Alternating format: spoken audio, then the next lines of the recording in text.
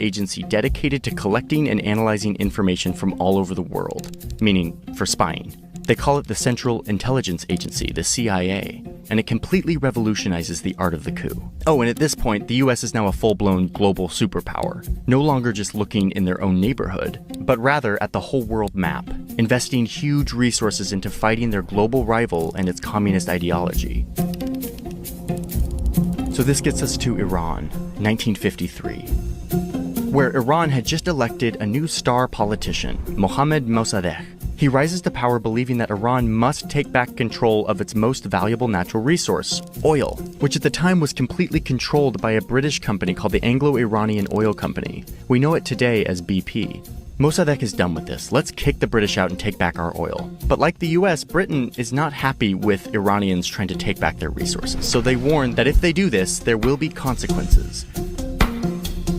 So the British catch a quick meeting with the CIA's Middle East guy who was passing through London, and they pitch him on this idea: let's throw out Mossadegh. The CIA's like, okay, and they kind of sniff communist vibes on Mossadegh with this big desire to nationalize Iran's oil, or at least they tell themselves they do. So the CIA agrees, and they secretly send this guy to Iran. He's the Middle East bureau chief, Kermit Roosevelt. He's like in his 30s. Oh, and yes, he is the grandson of another big coup guy, Teddy Roosevelt, who I have gone into in other videos. Roosevelt sneaks into Iran and is given $1 million taxpayer dollars to use, quote, in any way that would bring about the fall of Mossadegh. So now there's American CIA agents in Iran secretly trying to overthrow the government. And it's a rocky start at first with a bunch of failures. But they start using their money to get traction, bribing politicians, religious clerics, and other leaders to say divisive and controversial things about Mossadegh.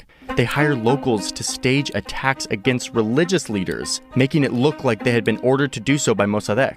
But really, they were just getting paid by the CIA to do this. And with enough time and money, they create an atmosphere of chaos and hostility and distrust among the public.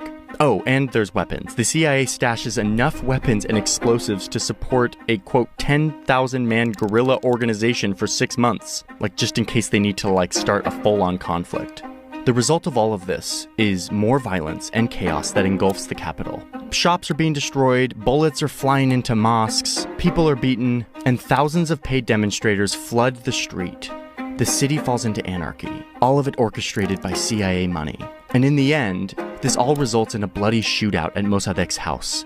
He eventually gives up and turns himself in. He's put through a sham trial and found guilty of treason and sentenced to 3 years in solitary confinement and then house arrest, where he stayed until his death. The previous ruler of Iran, Mohammad Reza Shah, which just means king, had fled the country. But now, with the democratically elected Mossadegh gone, and with the backing of the US and UK, he could charter a flight back into Iran and take control. The Shah crowns himself in a tradition which goes back 25 centuries. His title is King of Kings, and he becomes Emperor of his nation. The US really came out on top here. They got what they wanted. They now have an American-friendly dictator in a powerful country in the Middle East, who is now welcoming American oil companies to get in on one of the largest oil reserves on Earth. Under the Shah, Iran becomes a brutal police state. He executed military officers, student leaders, anyone associated with Mossadegh. He set up a secret police force, and life was brutal. So brutal that in 1979, the frustration of Iranians burst forth in mass protests that ran the Shah out of office and replaced him with an inspiring new leader who would turn Iran into an Islamic republic, built in part off a foundation of resentment for the US having meddled in their country. The Islamic Republic has held power